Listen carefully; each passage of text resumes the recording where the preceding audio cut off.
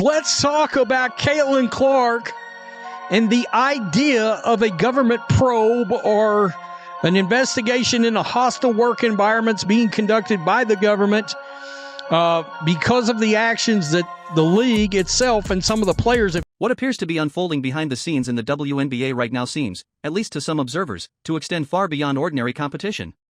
On the surface, fans see games, rivalries, and highlight plays.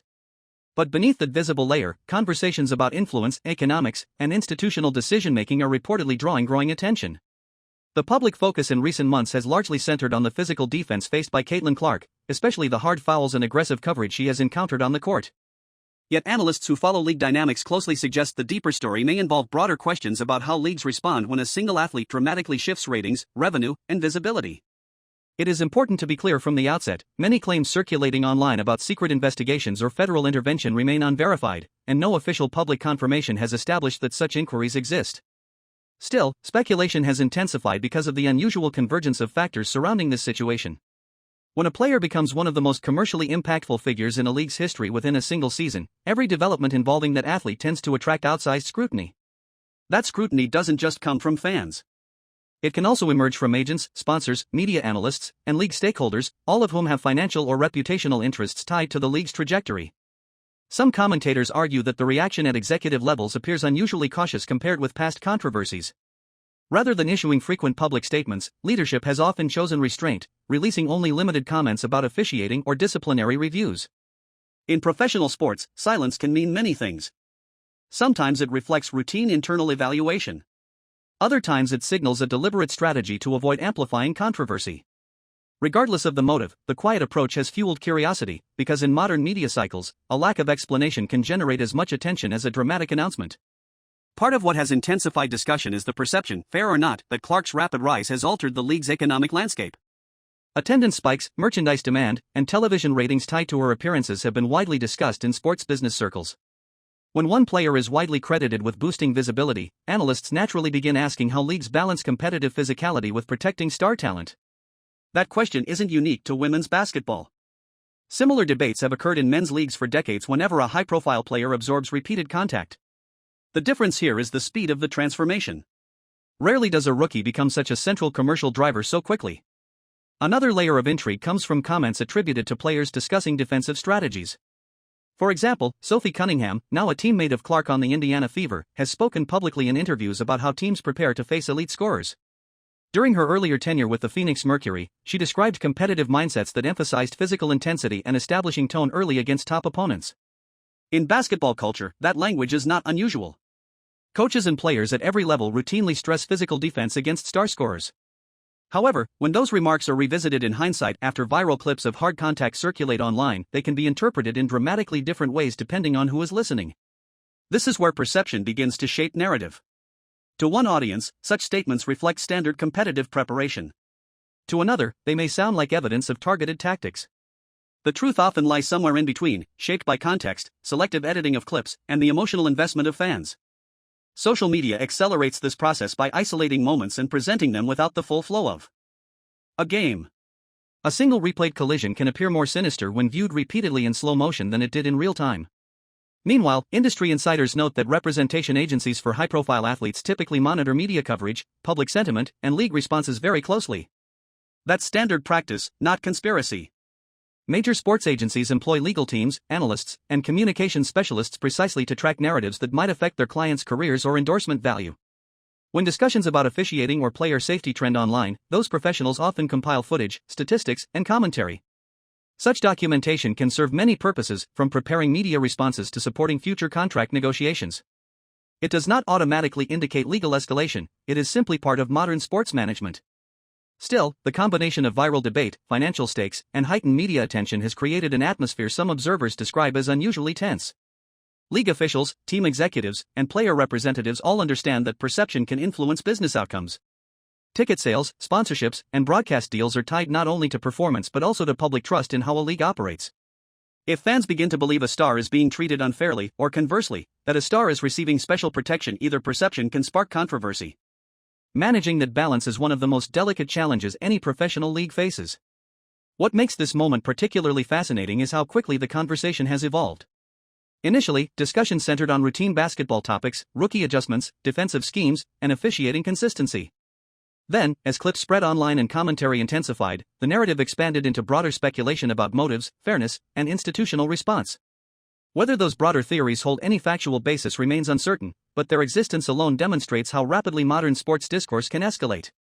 Understanding the timeline is crucial. Reactions didn't appear overnight. They built gradually as isolated incidents accumulated, as commentators weighed in, and as fans began comparing notes across games. Each new moment added another layer to the story, reinforcing the sense among some observers that something larger might be unfolding. Others, however, argue the situation is simply a classic case of heightened attention magnifying ordinary events. In their view, physical defense, emotional rivalries, and heated debates are all normal parts of professional sports, now amplified because the spotlight is brighter than ever. What cannot be disputed is that interest in this situation has spread far beyond typical game analysis. Conversations now touch on business strategy, media framing, and the responsibilities leagues have when one athlete's presence significantly shifts public engagement. Whether those discussions ultimately lead to policy changes, clearer officiating standards, or simply fade as the season progresses remains to be seen. But the intensity of attention itself signals that this is more than a passing storyline. It has become a case study in how modern sports, media ecosystems, and public perception intersect in real time.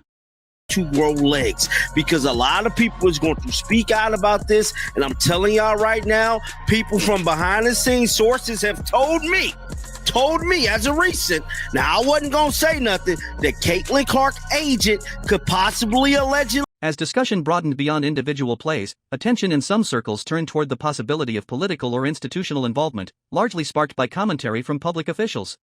One figure frequently mentioned in these conversations is Jim Banks, who publicly raised concerns about player treatment and fairness in professional sports contexts. When an elected official comments on a sports issue, it can instantly elevate the perceived seriousness of the matter, even if no formal action follows. Statements from political figures often serve multiple purposes. They can signal concern to constituents, highlight cultural debates, or simply respond to trending topics dominating public conversation. Reports also referenced correspondence directed at Kathy Engelbert, whose role involves overseeing league operations, policies, and disciplinary frameworks. In professional sports governance, letters from lawmakers are not uncommon. Legislators sometimes contact league leadership about topics ranging from broadcast rights to labor practices. Such communication does not automatically indicate an investigation or legal proceeding. It is often part of routine dialogue between public officials and major organizations operating within their jurisdiction.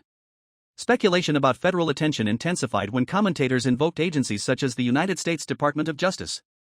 It is crucial, however, to distinguish between speculation and confirmed action. Federal institutions conduct countless preliminary assessments across many sectors, most of which never become formal investigations or public announcements. The mere suggestion that an agency could review a matter does not mean it has done so. In high-profile situations, especially those trending online, references to federal involvement can spread rapidly even without substantiating evidence. Analysts who track misinformation patterns often cite this phenomenon as a common feature of viral controversies. What is verifiable is that the financial dimension of star athletes has become increasingly central to league strategy across professional sports. When a player drives measurable increases in ticket demand, merchandise sales, or broadcast interest, executives naturally pay close attention. Business analysts frequently describe such athletes as market movers, meaning their presence influences revenue streams across multiple categories. That influence can create both opportunity and pressure. On one hand, it offers leagues a chance to expand audiences and secure new sponsorship deals. On the other, it raises expectations for how the league manages competition, officiating consistency, and public messaging. Estimates discussed in sports business media have pointed to notable surges in viewership and merchandise activity associated with certain high-profile rookies entering major leagues. While exact percentages vary depending on source and methodology, the broader consensus is that standout newcomers can generate unusually strong engagement. Economists who study sports markets explain that this effect often occurs when an athlete arrives with an already established fan base from college or international play. Their transition to the professional level brings those fans with them, effectively expanding the league's audience overnight. From an administrative standpoint, this creates a delicate balancing act. League leadership must ensure that games remain authentically competitive while also safeguarding the long-term health of players whose participation significantly affects revenue. Too much intervention could be criticized as favoritism. Too little could be criticized as neglect. The challenge lies in maintaining credibility on both fronts simultaneously. That tension is not unique to any single sport. It has surfaced historically whenever transcendent talents enter professional competition and reshape audience dynamics. Another reason the situation has drawn sustained attention is the intersection of sports with broader cultural conversations. Modern athletes are not just competitors, they are public figures whose careers unfold under constant digital observation. Their treatment, performance, and interactions can become talking points about fairness, equality, and institutional responsibility. When those themes arise, discussions often extend beyond sports media into mainstream news and political commentary. That crossover can amplify a storyline far beyond its original scope. Despite the intensity of online debate, many analysts caution against assuming hidden motives without verified evidence. Viral narratives can sometimes outpace confirmed facts, especially when multiple commentators interpret the same events differently. Responsible evaluation requires distinguishing between documented information, informed opinion, and speculation. In fast-moving media cycles, those categories can blur, which is why careful sourcing and patience are essential for anyone trying to understand what is actually happening. What remains clear is that this moment represents a significant test of how modern professional leagues handle high-visibility controversies.